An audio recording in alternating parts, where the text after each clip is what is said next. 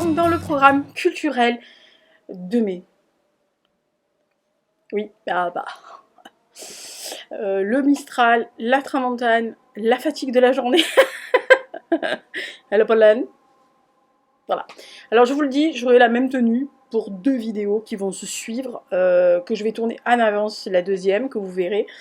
Because j'ai pas le temps. Voilà, j'aurai pas le temps et comme j'ai pas fini, en fait je suis loin d'avoir fini ma pile à lire. Alors je vous préviens, le point lecture sortira après la pile à lire de juin parce que j'ai pas pris de retard, mais comme j'ai écrit actuellement le roman de 2028, alors normalement 28.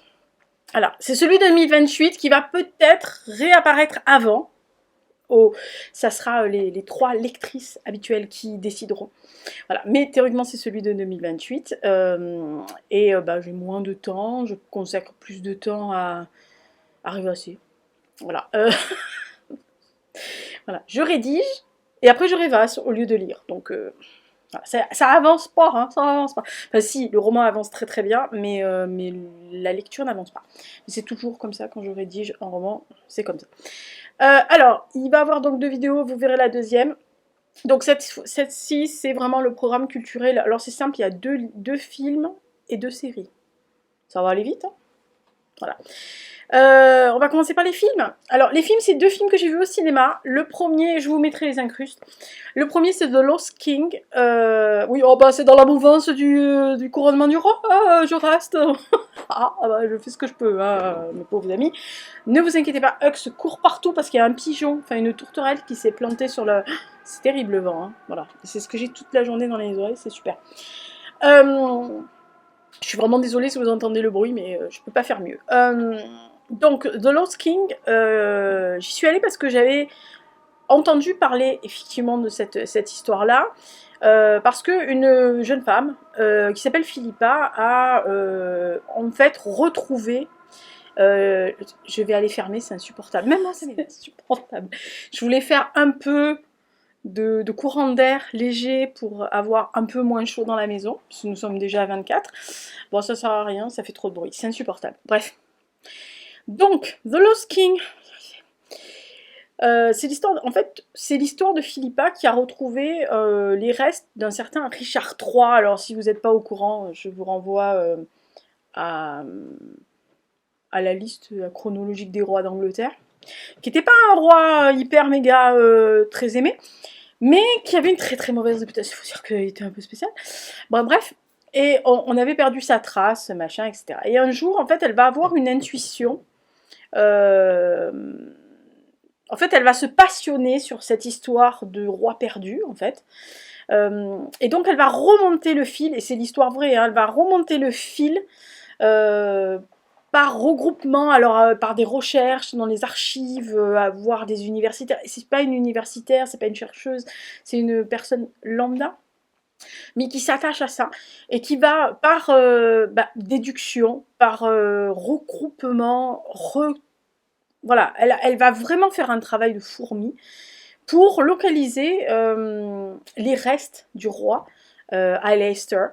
Et donc, elle va, contre la communauté d'historiens qui la prennent un peu pour une... Voilà. Elle va s'imposer, elle va dire non, non, mais je vous assure, je pense avoir localisé ici. Donc, ils vont creuser. En fait, il y a un parking, je crois que c'est un parking qui se faisait. Donc, elle va faire creuser cet endroit et ils vont trouver des restes. Donc, ils vont examiner, oui, carbone 14, je suppose, en tous les cas, ils vont voir. Ils sont allés demander des bilans, enfin, un test sanguin à des descendants, voilà, de ce roi pour pouvoir prouver que c'était bien lui. Et en fait, le fin du fin est qu'elle avait raison et que Richard III est revenu enterré correctement. Voilà.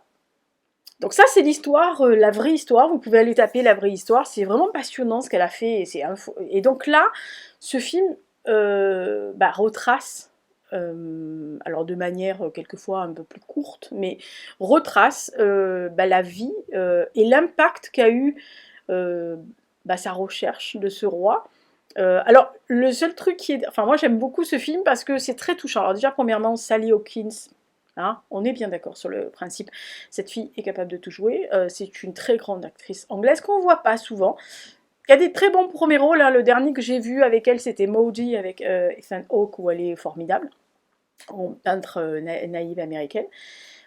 Mais en fait, ils lui ont adjoint un espèce de Jiminy Cricket qui n'apparaît, qui parle avec elle, mais qui n'apparaît jamais aux yeux de tout le monde, puisque ce n'est que tout simplement que Richard III, qui est donc joué par alors comment il s'appelle, Harry Lloyd, qui est en fait un acteur qu'on a vu dans souvent des séries ou en deuxième couteau derrière. Pour ceux qui connaissaient la série, quand il y avait des dinosaures, la série Robin, qui avait fait pendant 5 saisons l'histoire de Robin des Bois, machin, etc. Il jouait, je ne sais plus qui, mais il jouait dans cette série-là. Et en fait, il joue Richard III. Donc elle le croise en habit, avec couronne sur la tête, où elle discute avec lui, en fait. Et c'est touchant, les dialogues qu'il y a entre ce roi qui est honni et qui est oublié, qu'on ne sait pas où il est, et cette jeune femme, enfin cette femme, qui dévoue sa vie à trouver, à le retrouver, à le faire réhabiliter, en fait, en quelque sorte, et à essayer de le remettre en lumière. Voilà. Alors moi j'ai trouvé, c'est un film qui est assez contemplatif quelquefois. Alors il y a pas de scène d'action, on est bien d'accord, hein, voilà. Mais c'est très anglais. C'est très très très anglais. C'est très... ouais. Non, c'est très anglais, voilà. Il y a des points d'humour, il fallait aller le voir en VO, parce qu'il y a des petites points d'humour, notamment les dialogues assez savoureux entre Philippa et le Richard, parce que il y a notamment un moment où, dans son regard au comédien, enfin en tout cas qui interprète ce roi, il la regarde en mode elle est mignonne, la pauvrette. Mais il est content, mais on voit qu'il se dit mais où elle veut aller, voilà. Et quand elle débarque dans le cercle des admirateurs de Richard III, elle tombe un peu comme un cheveu sur la soupe là-dedans, parce qu'elle ne connaît absolument rien au début. Et vraiment, c'est un très très joli film. Si vous avez l'occasion de le voir en VO, allez-y. Je sais pas s'il est encore à l'affiche, parce que moi, je suis allée le voir, et il était retiré de l'affiche, je crois, 2-3 jours après. Il a dû tenir, allez, si je dis 15 jours, c'est grand maximum, dans un petit cinéma où j'ai l'habitude d'aller, parce qu'il passe beaucoup de films en VO. Et honnêtement, j'ai été très étonnée. Et la personne que je connais, je lui ai demandé, enfin le gérant de la salle, je lui ai demandé si, enfin du cinéma, enfin il y a 4 salles, hein, donc voilà, 4 salles et puis les modèles réduits, hein. Euh, il m'a dit, en fait, il y a eu un peu de monde les 2-3 premiers jours de la sortie, et puis bon, donc dommage. Donc ça s'appelle The Lost King, donc je vous ai mis la photo là. Je sais pas, généralement c'est sur Liverpool que je mets la photo, je sais pas pourquoi. Je devrais mettre sur Bourriquet. Ça serait plus joli, je mets sur Bourriquet et tout, non mais je sais pas pourquoi, bon ne me demandez pas. Alors deuxième film qui n'a aucun rapport avec la choucroute. On est bien d'accord. Je fais du... Ah mais moi quand je vais au cinéma, je fais des... Voilà. Je suis allée voir La Conférence. Alors, oui, oh il y en a certains qui disent, oh tu m'étonnes qu'elle est allée voir La Conférence, l'autre. Je suis allée voir D'Artagnan aussi, enfin les Trois Mousquetaires. J'ai dit programme culturel, généralement c'est les items. Vous vous rappelez que c'est mes favoris. Voilà. J'ai pas dit qu'il était mauvais, les Trois Mousquetaires. J'ai dit que c'était un bon spectacle. Voilà. Mais mon petit cœur de fan du Dumas a un peu souffert. Mais alors, aparté, si vous y allez, que vous avez déjà lu les Trois Mousquetaires, que vous avez aimé, ne vous attendez pas à ce que ça soit chronologique et que ça soit à la lettre. Ils ont pris des événements majeurs du début des romans, enfin de la saga, et ils l'ont agencé pour en faire un film de cap et d'épée spectacle. Voilà. C'est très agréable à voir si vous vous mettez là-dedans. Bon, si vous partez bille en tête en vous disant c'est exactement, ça va coller. Non, hop, doucement, cool. Voilà. En plus, ils ont modifié 2-3 personnages, des caractéristiques de personnages. En gros, ça m'a pas gêné des masses.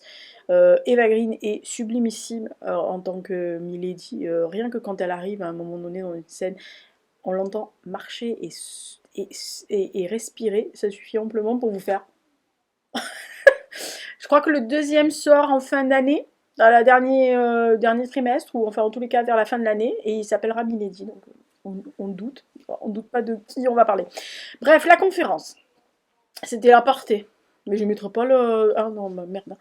Voilà, donc La conférence, en fait, c'est un film, donc allemand, j'ai l'allemand, oui l'allemand, qui parle de la journée qui s'est passée dans cette maison sur le lac Wannsee. Euh, donc, intermède. Oh putain, Hux, qui est monté sur un endroit où il faut. Il a pas fait trop de bêtises, on est bon. Il va avoir des pauses, hein. Je suis désolée. Donc bref, ça se passe donc le 20 janvier, si mes souvenirs sont 1942, à la Villa Marlier, donc à Berlin. C'est une conférence qui est ouverte à très peu de monde, qui est pilotée, présidée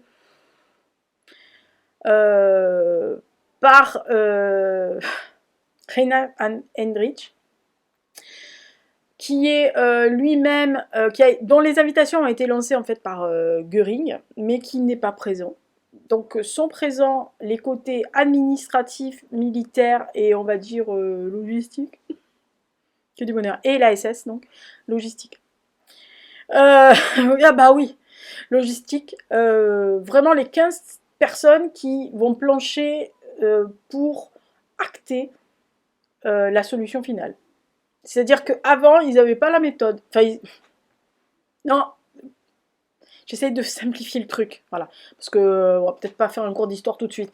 En fait, avant, avant ce jour-là, oui, on était bien d'accord. Alors, ils avaient déjà fait ça depuis 1933, mais s'était un peu décousu. Voilà. Il y a eu des remontées, en fait, de certains gouverneurs, notamment le gouverneur de Pologne, et de certains directeurs de camp, qui faisaient remonter en fait que quelquefois c'était un peu compliqué. Le front de l'Est, il y avait beaucoup de soldats qui étaient en mode PLS quelquefois parce que euh, de tuer des gens comme ça à la masse, on est bien d'accord qu'il y a il y a des gens qui sont tout à fait aptes à le faire, mais on va dire que le soldat lambda, même sous Privetine, de la Wehrmacht, n'était pas forcément bien calé pour le faire. Donc il y a eu des couacs, il y a eu des problèmes, et en gros ils s'en sortaient pas trop, il fallait trouver quelque chose. Super. Donc dans l'esprit malsain de certains, qui se sont dit tiens on va faire un protocole, je viens pas, voilà. Ils ont fait cette conférence et donc ils ont établi le protocole de la solution finale. Vamos a la balea, tout le monde. Non mais sérieux, alors là le truc, ils sont sortis, tout était bien noté, alors on va faire ça. Oui, voilà. Et donc ils avaient besoin des forces en présence. Les administratifs pour en gros tout ce qui était listing, horaire des trains, les ministères différents à traiter, parce que bon, on connaît l'administration. Alors que l'administration, que ce soit nazie ou lambda, démocratique, c'est une administration. Des fois c'est un peu lent, des fois ça va vite, mais ceux de derrière ils traînent, donc ça va pas mieux. Voilà, donc il fallait logistiquement, on va dire administrativement bien roder le truc. Il fallait militairement avoir les capacités de transport, les capacités en hommes, les capacités en lieux. Donc c'est comme ça qu'ils ont décidé de construire certaines choses, de modifier certains endroits, déjà qui étaient déjà existants, de construire des fours, de construire des salles, de construire des annexes ou de récupérer des bâtiments qui existaient pour pouvoir en faire quelque chose de beaucoup plus fluide. Voilà. Et non mais je vous assure, j'essaye de vulgariser le truc, hein, parce que c'est beaucoup plus difficile que ça. Et évidemment, derrière la logistique, et les SS, voilà, dans la SS. Et donc, il fallait que ceux-là aussi rentrent dans le lot, sachant que, en gros, ceux-là, ils n'avaient pas d'état d'âme des masses. Et donc, ça les gênait pas du tout, donc il fallait les inclure. Alors, c'est un film. Alors, si vous voulez pas du tout voir ce genre de truc, procurez-vous la BD qui s'appelle Wannsee. Tout simplement, elle est tout expliquée. Alors, il y a aussi un protocole, un PV, qui a été établi par Eichmann, qu'on peut lire. Hein, le protocole est accessible dans les archives. Moi, oui, je sais, je l'ai lu. Bah oui. Quand on s'intéresse à une période, il faut lire noir sur blanc, voir comment ça marche. Euh, c'est un film c'est un huis clos qui dure sur une journée. Avec des personnages, alors des acteurs qui sont assez bien campés, même si cette espèce d'enfoiré de l'ASD est beaucoup plus agréable à l'écran que ce qu'il était véritablement. Euh, tous les acteurs sont dans leur personnage, dans leur rapport par rapport à ça, parce qu'il n'y a pas d'état d'âme, hein, on est bien d'accord, c'est une réunion clinique. C'est une réunion où on met les choses au point. Donc on n'est pas là pour dire ah ouais mais non non non c'est un protocole. On est bien d'accord. C'est des points. Voilà. Mais c'est un film qui peut être ouais, c'est un huis clos. Donc ça peut être un peu barbant pour certaines personnes qui ne s'intéresseraient pas à ça. Peut-être anxiogène par moment, même si c'est assez clinique et assez froid. C'est à la fois bavard parce que c'est une réunion, on est bien d'accord. Alors j'ai vu des retours, enfin j'ai quelqu'un que je connais qui aime bien cette période et qui connaît moins bien cette période, qui connaît cette période, qui est allé, qui m'a dit oh là là mais c'est long, il y a beaucoup de dialogue, machin. Je lui dis bah ouais c'est une réunion de service, hein, mais c'est une réunion, donc en gros c'est eu un PV, c'est voilà. Donc c'est un film qui est à voir, mais où il faut quand même un minimum savoir ce qui s'est passé. Parce qu'il y a des références à un moment donné dans les dialogues. Hein. Bah, ils se parlaient comme parce qu'ils savaient. Hein. Donc si vous connaissez pas ce qui s'est passé un peu avant et qui, comment faire quoi, vous risquez de passer à côté des choses. C'est pour ça que je vous dis, essayez de trouver la BD à la médiathèque ou éventuellement peut-être d'aller sur internet, vous tapez protocole de BD, vous trouverez. Au moins vous expliquez les points. Voilà. Après, je suis pas sûre que, bah si, normalement, si vous tapez, vous avez quand même tous les contextes, etc., qui sont faits. Voilà. Alors, il y a tout un processus dans cette histoire, puisque c'est pas d'hier. Enfin, ils l'ont pas décidé comme ça dans la seconde qui a suivi. C'est quelque chose qui remonte depuis un moment.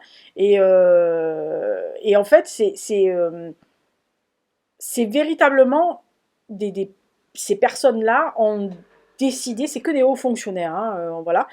Euh, et il faut quand même savoir que quand vous tapez sur cette histoire-là et quand vous voyez le film et que vous voyez les personnages, il faut savoir que sur ces 15 personnes, il y avait à peu près entre, je sais plus le nombre, mais c'est entre 8 et 10, donc hein, on est bien d'accord, 3 quarts, un peu plus de 3 quarts, enfin 3 quarts quoi, ou presque, qui était titulaire d'un doctorat, qui était universitaire, qui étaient des gens instruits, pas des idiots du village. Donc entre machin, vous avez donc notre ami Heinrich. Voilà. Vous avez Eichmann, Brûler, qui vous pouvez connaître. Brûler, oui, peut-être que Brûler vous connaissez.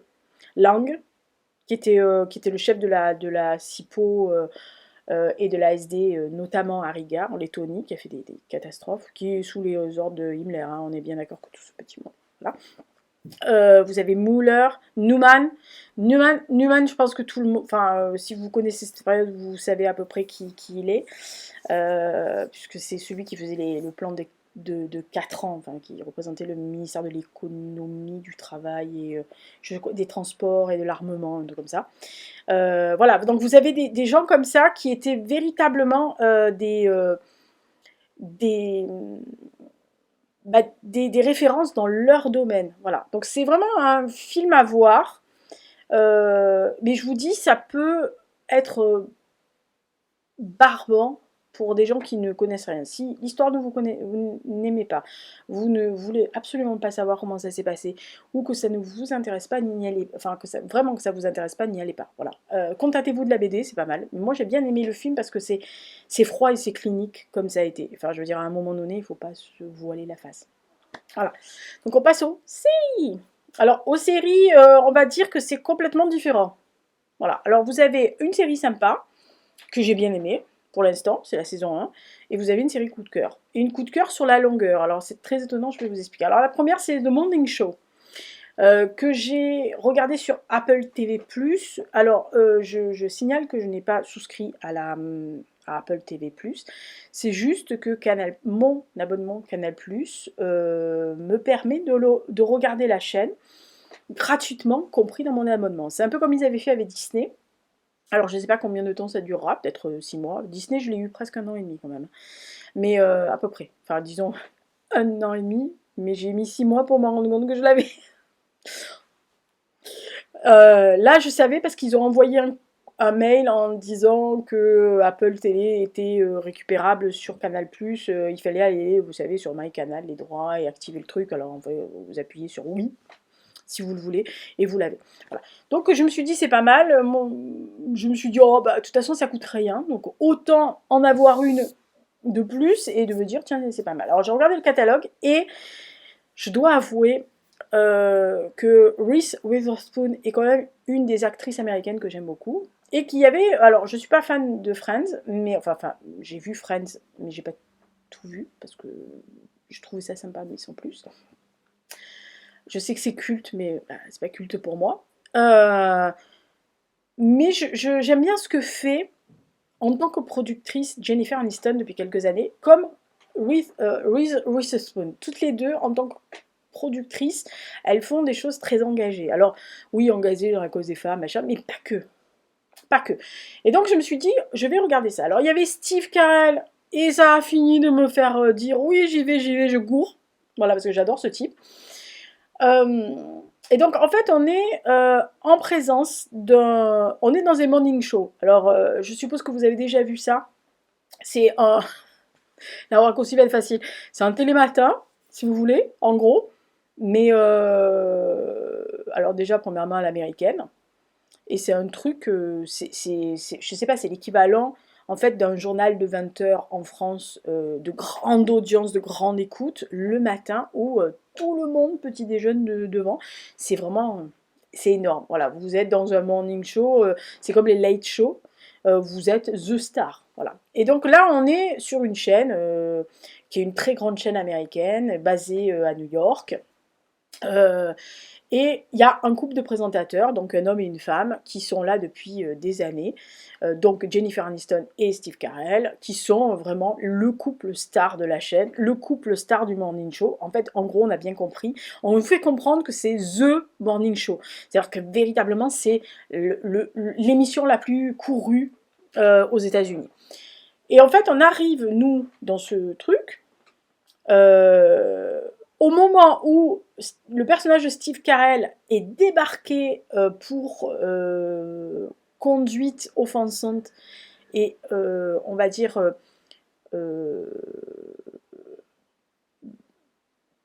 en fait il a un procès, enfin il y a des gens qui ont témoigné contre lui parce qu'il faisait des atteintes sexuelles. Alors viol, attouchement, blagues salaces, etc. mais au cul.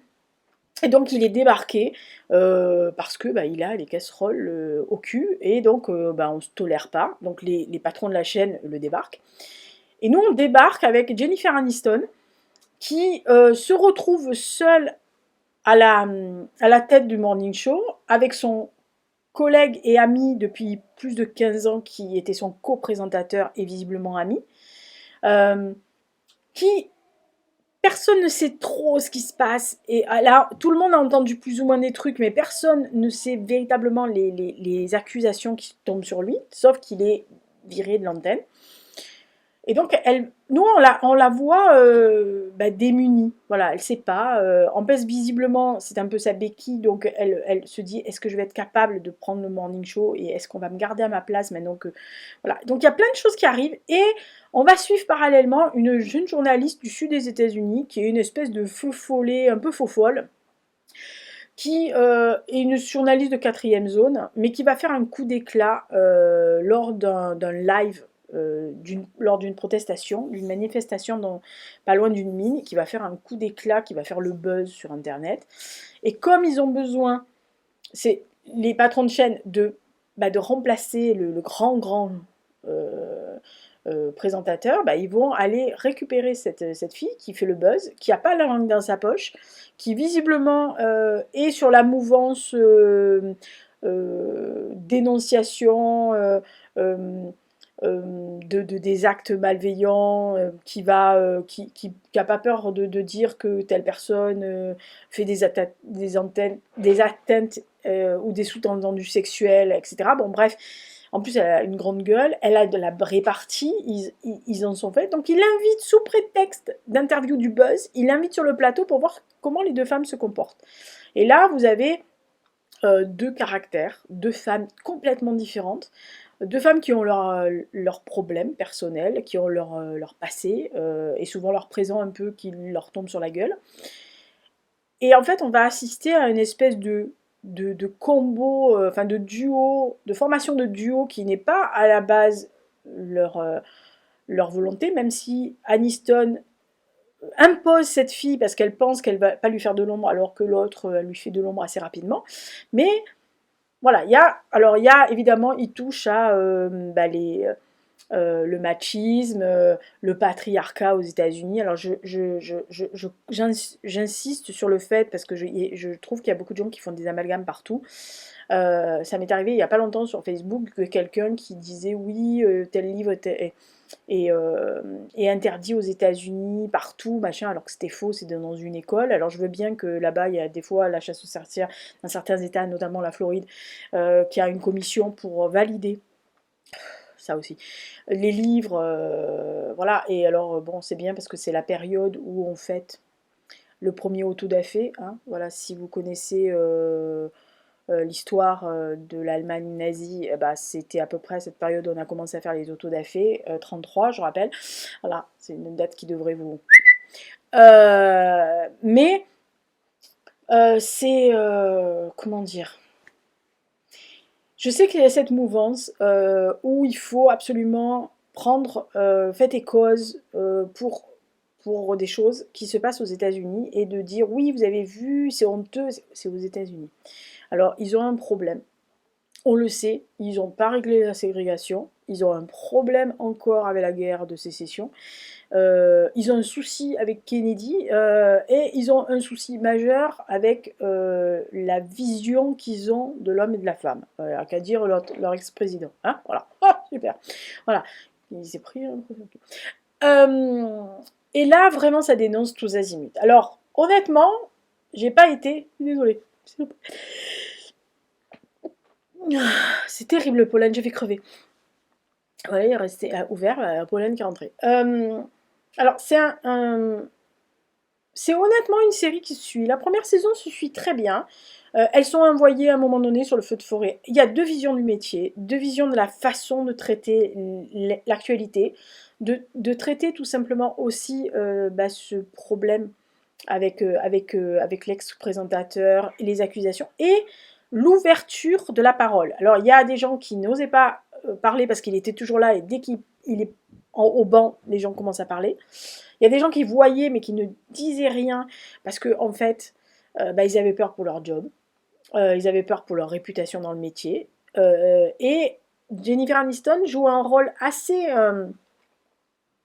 ambigu parce qu'elle est à la fois celle qui trouve que c'est normal que la parole se libère, et à la fois elle est le cul entre deux chaises parce qu'elle a elle-même souri aux blagues de ce type. Où elle voyait peut-être le mal, mais voilà, il y avait quand même ce côté où à un moment donné, quand vous êtes dans un milieu d'hommes, vous êtes la seule femme, il faut avoir, je suis désolée de parler crûment, mais il faut avoir les coups pour envoyer un coup de pied dans la fourmilière. Parce que quand vous êtes avec plein de femmes autour de vous et qu'il y a 3 garçons à côté, vous avez le poids. Mais quand vous êtes seul dans un milieu d'hommes, etc., c'est peut-être plus difficile de ne pas rire et de passer pour la frigide du coin quand vous avez tout le monde. Alors maintenant, plus ou moins tout le monde se tient à carreau, garçons, filles et affiliés, mais il y a peut-être encore des corps de métier, et principalement quand on connaît bien les États-Unis, il y a encore des endroits où c'est un peu, il faut taper dans la fourmilière, mais c'est pas facile. Alors, la première saison, moi j'ai bien aimé, à part qu'effectivement, c'est très américain. Voilà. C'est, oui, on dénonce sous azimut, mais c'est à l'américaine. Et alors, ne pensez pas que... Oui, on a des affaires en France, hein, on en connaît, des présentateurs, des journalistes, des reporters qui sous prétexte d'être connus et d'être reconnus, se gênaient pas pour violer les gens, mais, ou pour faire des attouchements, ou pour harceler sexuellement quelqu'un. Mais là, c'est aux États-Unis, c'est une machine de guerre, véritablement. C'est-à-dire que on l'a vu dans l'affaire de Miramax, etc., avec des acteurs qui quelquefois tombent. Alors je sais que là, actuellement, il y a une polémique avec une actrice française qui dit se retirer du cinéma français parce qu'elle en a ras le cul que tout le monde se foute, en fait, qu'on on gueule, mais qu'il ne se passe rien, ou que les gens soient encore complaisants. Bah oui, mais le- alors, sans parler d'elle, la fois j'ai eu une discussion avec deux copines aux États-Unis sur ce sujet-là, qui sont deux universitaires, hein, donc voilà, c'est pas. Mais qui m'ont dit, on parlait de ça, et je leur ai dit, le souci c'est que vous avez un mot, et vous avez, on commence à l'entendre en Europe, sororité. Je leur ai dit, mais pas tout le monde a cette filiation de sororité. Et sans parler de sororité, euh, on est venu sur le fait que les femmes devaient être solidaires entre elles sans écraser les mecs, parce que c'est pas, on n'est pas là pour taper sur les garçons, on est bien, sauf sur les connards. On est bien d'accord sur le principe. Mais sur les garçons lambda, normaux, enfin basiques quoi. On n'est pas là contre les garçons, mais on est avec les garçons pour lutter contre ces connards, ou connasses, hein, on est bien d'accord, il y a peut-être des connasses dedans. Mais voilà. On en est venu à se dire, mais en fait, le problème, c'est que à dire qu'on veut être solidaire entre filles, moi j'ai des exemples tous les jours, il y a, pas, il y a des filles qui sont pas solidaires, hein, et même dans des petites jeunes, hein. C'est pas les. Alors je sais que ça tape bien sur les personnes qui ont plus de 50 ans, plus de 60, machin, en disant ouais, vous comprenez rien. Enfin, je veux dire, je suis désolée, moi j'ai des amis qui ont 20 ans, hein, voilà, ou qui ont 27 ou 28 ans, et qui pourraient être mes filles ou mes fils.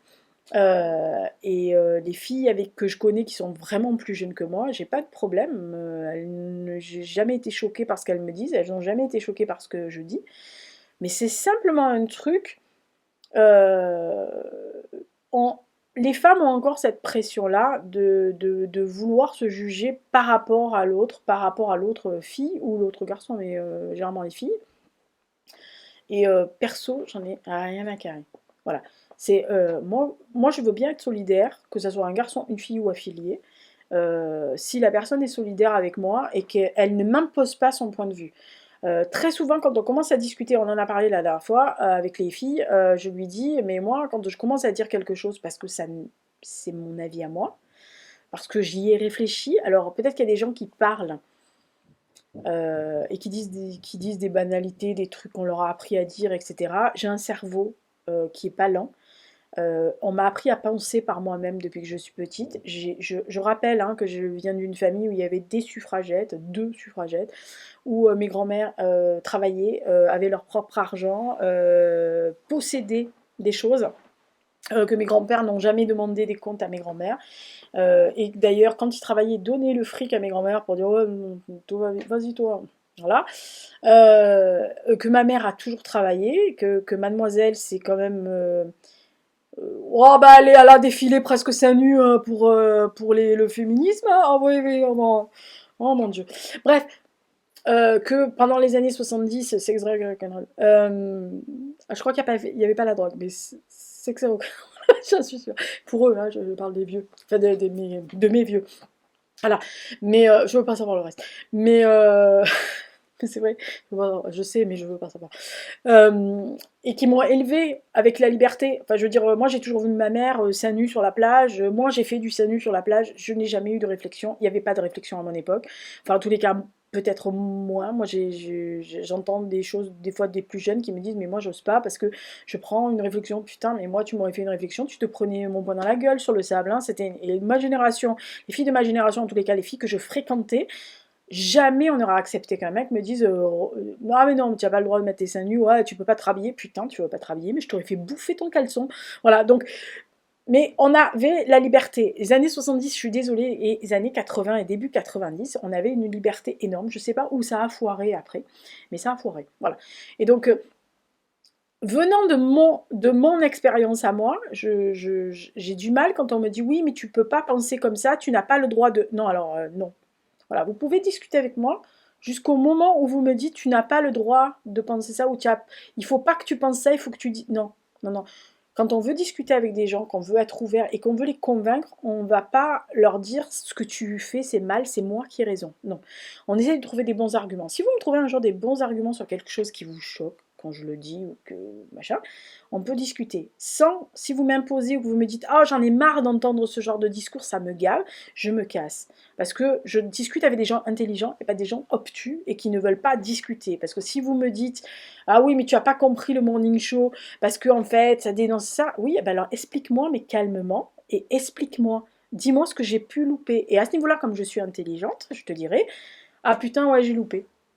Oh putain, loupé. Oups, boulette. Voilà. Et si j'ai pas loupé et que j'ai vu et que ça ne me correspondait pas, parce que ce n'est pas moi, parce que c'est pas ce que j'ai vu ou vécu, je rappelle que tout le monde a un passé, tout le monde a une expérience de vécu, tout le monde a peut-être, pas tout le monde, mais en tous les cas, il y a peut-être des gens qui, devant cet écran, derrière votre écran, vous avez peut-être vécu pareil que ce qu'elles ont vécu à une moindre échelle. Peut-être que vous aussi, vous avez été harcelé sexuellement ou harcelé tout simplement, ou quelqu'un qui vous a un jour mis la main aux fesses ou au sein, etc. Enfin, excusez-moi, c'est arrivé au moins une fois dans notre vie de femme dans les transports en commun qu'il y a un con qui vienne se serrer contre vous.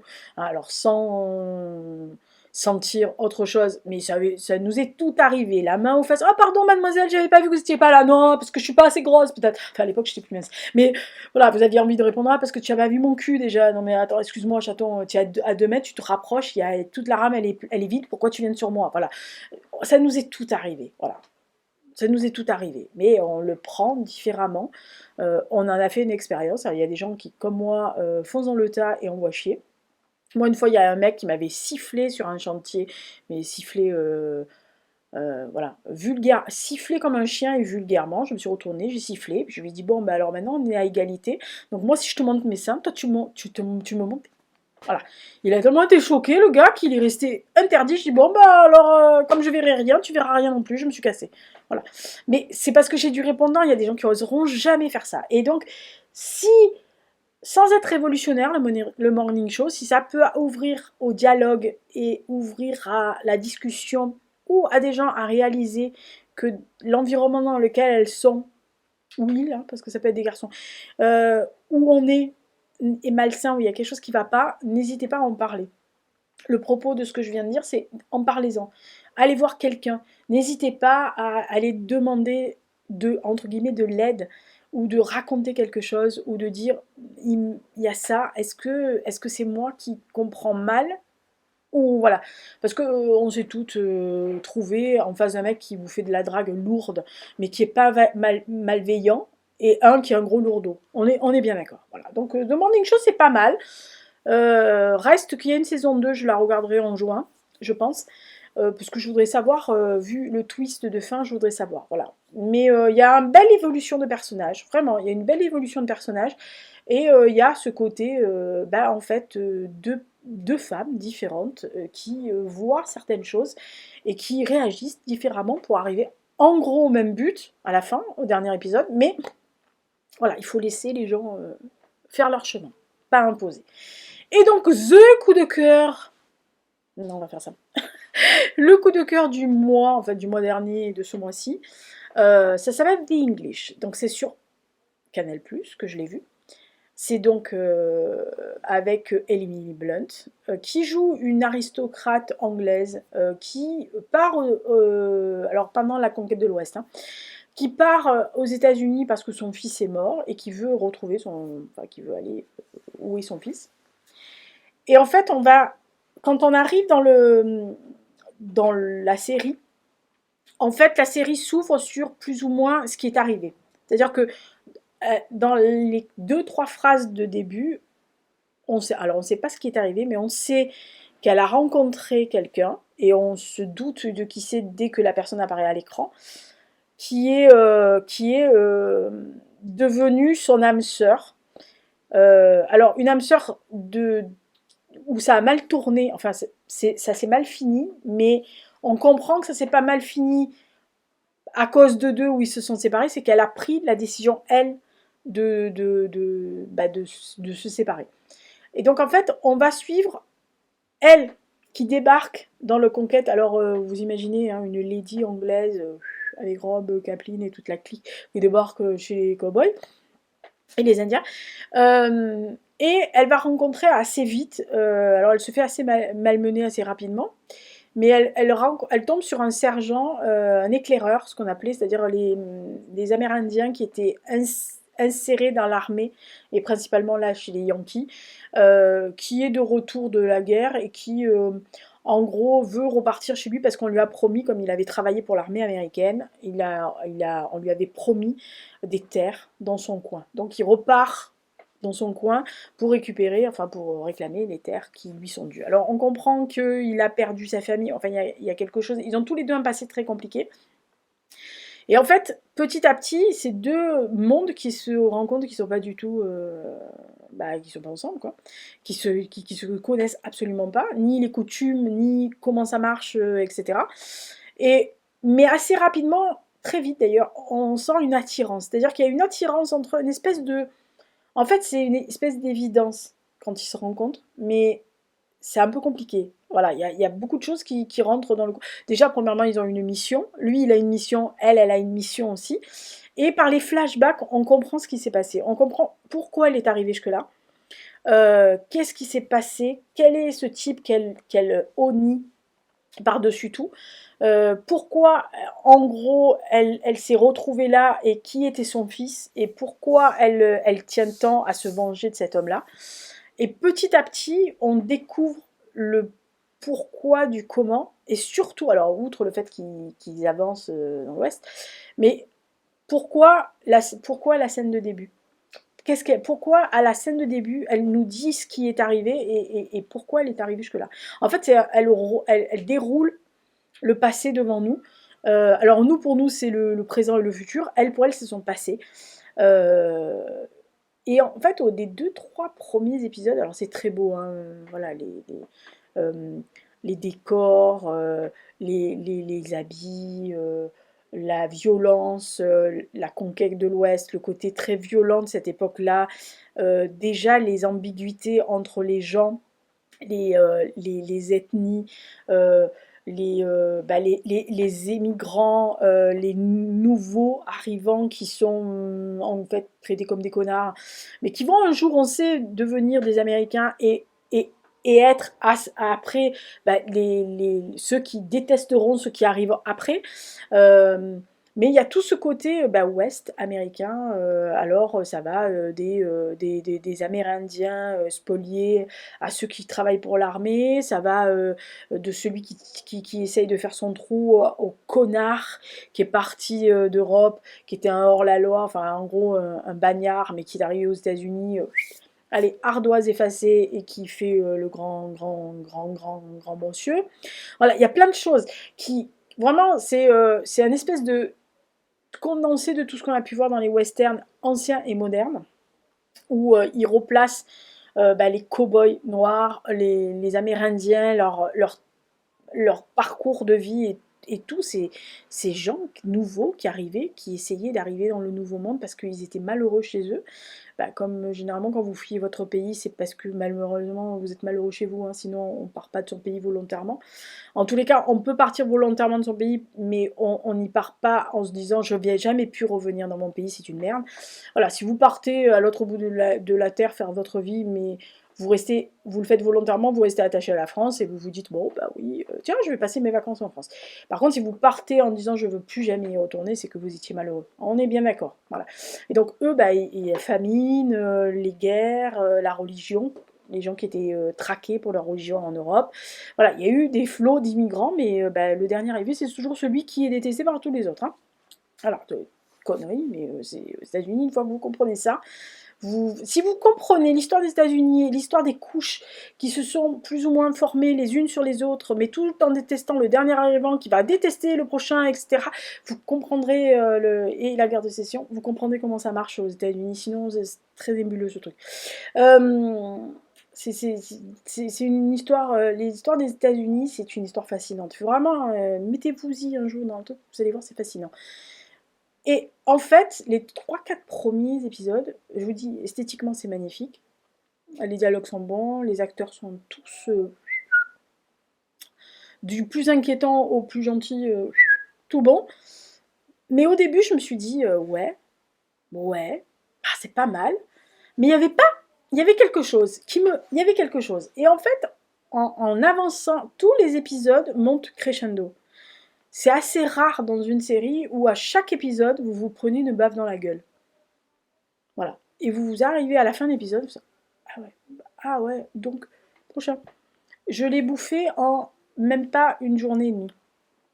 Voilà. C'est un jour où un week-end où j'étais fatiguée, j'avais mal à la pampate, je pouvais même pas mettre le pied par terre, donc du coup quand je fais ça, soit je lis, soit j'écoute la musique, soit je regarde des séries. Et là j'avais vraiment envie de le regarder, et je me suis dit bon je vais regarder 1 ou 2 épisodes, et en fait en moins de, on va dire 24 heures, le temps que je dorme, je l'ai regardé, tout. Voilà. Et en fait, c'est tellement addictif petit à petit, vous montez, pour arriver aux 2 derniers épisodes où véritablement vous êtes cloué sur place, où vous avez le cœur serré, limite on vous arrache les entrailles, le cœur et tout, et vous en redemandez, ce qui est quand même maso.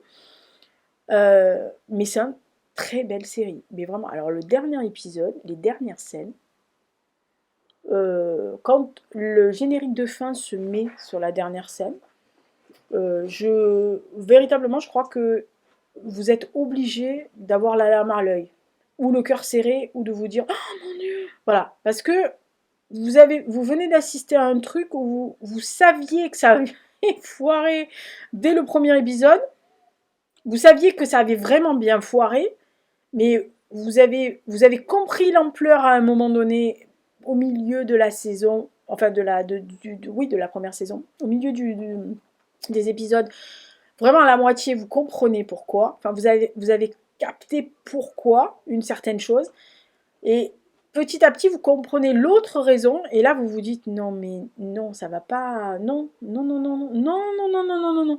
Et en fait c'est un déni, hein, vous faites un déni jusqu'à la fin.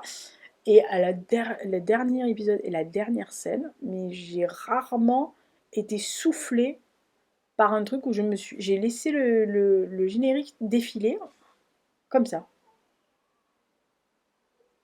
Parce que j'arrivais pas à me dire que ce truc qui au début déroulait assez simplement comme un western, machin, alors très très bien fait, machin, pas un western les plans machin, enfin c'est pas John Wayne ni John Ford ni Hathaway, hein, on est bien d'accord, mais je me suis dit c'est quand même dingue ce truc, il est quand même. Puis il y a une puissance, je me dis, ça montre quelque chose. Il y a une puissance dans cette série qui est assez impressionnante. Dans The English, en plus, ils ont casté donc un acteur amérindien pour faire forcément l'éclaireur, qui a un pouvoir de séduction et de sex appeal qui défraie la chronique, on est bien d'accord.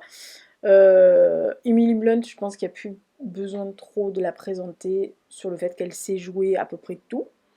Et qu'en plus, elle a cette force et faiblesse à la fois très souvent dans ses rôles. Alors là, elle a à la fois, elle a à la fois la petite chose fragile qui débarque, machin, qui s'endurcit, mais on sent que quand elle débarque, elle a une force pied au plancher. Alors, on sent que, voilà, on sent qu'elle en a sous le capot, la dame, et que ça va dégommer bien serré. Voilà. Donc vraiment, c'est une très belle série, ça s'appelle Be English. C'est donc sur Canal+, donc je sais pas si c'est accessible ailleurs, mais en tout cas sur Canal. Donc voilà, ça c'était les films et les séries, enfin 2 films, 2 séries. Oh, c'est bien ça. Donc The Lost King, La Conférence, et donc les séries, c'est The Morning Show, la saison 1, et donc The English, donc saison 1. Hein, il n'y aura pas de saison 2, hein, je pense. Voilà, donc, bah non. Ah bah non, hein, non, enfin, je crois pas. Enfin, il pourrait, hein, l'auteur que je suis a une possibilité, mais mais je pense pas. Voilà. Donc honnêtement, j'espère que ça vous a plu. Programme culturel du mois. On se redonne rendez-vous le mois prochain pour le programme culturel. Il y a un truc, déjà, je pense. Je vais le regarder. Ça sent bon. Ouais, bon, vous avez l'habitude avec moi. Allez, bisous, bisous. Et puis bon, j'ai la même tranche. J'enregistre parce que, comme vous savez, je profite du calme et avant la tempête. En plus, quand c'est des vidéos où franchement, il n'y a pas de... Ouais, il n'y a pas de possibilité de faire autre chose. Enfin, je veux dire, c'est pas une pile à lire, c'est pas un point lecture, c'est pas quelque chose d'actualité, comme par exemple le programme culturel où il faut quand même que j'ai vu les trucs. Ça, c'est un truc plus général. Donc, on tourne et je vous dis à la semaine prochaine. Ciao, ciao.